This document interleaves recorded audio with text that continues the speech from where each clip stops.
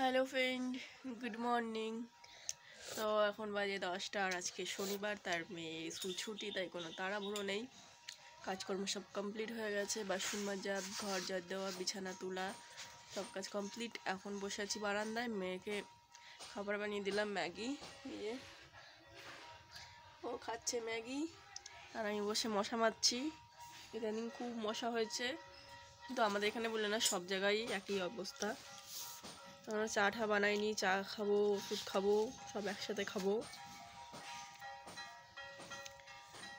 তারপরে রান্নার দিকে যাব। তো আজকে আমার খুব পছন্দের একটা রান্না হবে, কি বলতো, কচুর শাক।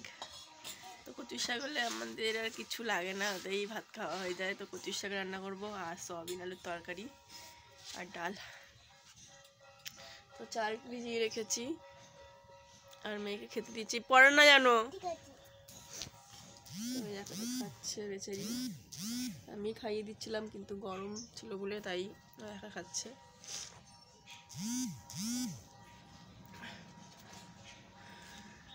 মশা কামড়ে কামড়ে তো ফুলাই দিল।